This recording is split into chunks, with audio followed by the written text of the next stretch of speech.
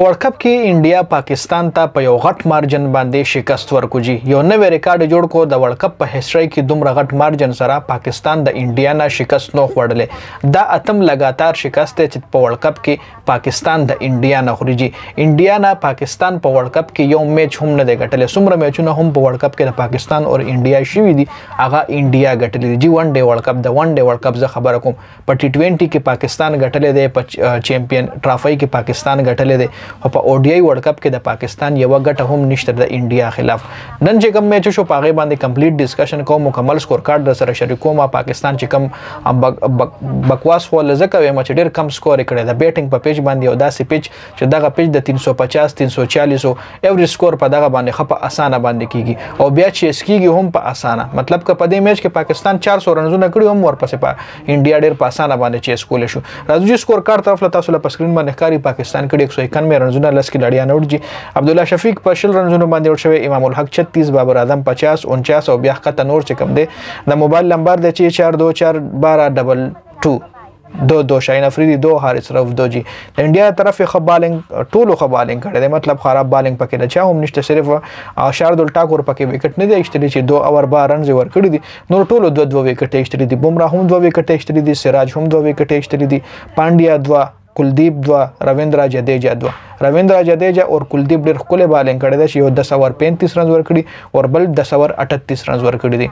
نور دا تاسو د دغه باندې ښکاري چې د هاردیک پانډیا اکانومي هم تاسو کته شي. د پاکستان بالینګ وګورئ د انډیا بیټینګ وګورئ. انډیا ډېر په اسانه باندې د سکور چې اسکړي په 13 اورونو کې 192 رنز چې اسکړي دی انډیا. روهت شرما پکې 86 رنزونه کړي د ټي 20 غونټې اننګز کړي په 63 بالونو باندې 86 رنزونه چې شپږ چکی او شپږ چوکي پکې شامل. شوبمن ګیل 100 رنزونه باندې اوټ شوی. کولی هم په 100 رنزونه اوټ شوی دی. شریاس ایر په 53 رنزونو باندې نټ اوټ پاتې شوی او کې ال راهل هم په 19 رنزونو باندې نټ اوټ پاتې شوی دی. د پاکستان له طرف شاهین افریدی 2 وکټ ایشتلی دي چې 6 ور 36 رنز هم ورکړي. حسن علي 6 ور 34 یو وکټه. نواز کاته کې د حارث کاته کې او د شاداب په کاته کې یو وکټ هم نشته. ټول نه ایکسپنسیو بالر چې په دې کې پروت دی هغه شاداب دی چې 4 ور 31 رنزونه ورکړي دي. ورپسې چې کوم دویم ایکسپنسیو بالر دی هغه حارث رؤف دی چې 6 اور 43 رنزونه ورکړي دي. دا پاکستان کمپلیټ بالینګ د تاسو ګورئ. اوس ډیر مرګري وای چې میچ فکس وږي او میچ فکس نو. میچ انډیا ډیر پناره باندې ګټل دي. میچ چې فکس وي هغه داسې نه دي. انډیا په خپل پرفارمنس باندې میچ ګټل. انډیا په خپل پرفارمنس باندې پاکستان ته شکست ورکړی دي.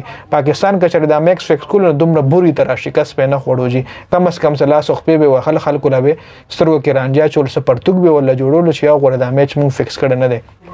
بل یو ویډیو ډیر وایرل د په ټیک ټاک باندې چې ځکه اشرف ټیم سره میټینګ کوي نو او هغه کې خلک وایي چې دا فکسینګ کوي کې لړیان پوي چې لکه مطلب سبا میچ تاسو مګټي. نو دا فکسینګ خبره د کیمرې په مخامخ نه کیږي. که فکسینګ کیږي هم نو دا د کیمرې په مخامخ نه کیږي. ولې ځکه اشرف دومره کم کله شبه د کیمرې خل په مخامخ داسې خبره کوي. ځکه اشرف نن د بورډ چیرمن د سبا بني نو دا خبره پټ نه پاتې کیږي. څنګه چې 2011 سیمی فائنل فکسو د پاکستان او انډیا نو هغه خبره سید اجمل خپل مو کې یونس خان مو کې نور هم او شاهد افریدی هم د حواله سره ویلي. کامران اکمل عمر اکمل ټول ویلو چې هغه میچ فکس شوی وږي. نو دا رنګ دا خبره پټ نه پاتې کیږي. دا که فکس وي دا خبره به د حقیقت په پوره روزي. نو دا اپډیټس ډیر زیاته مننه. والسلام.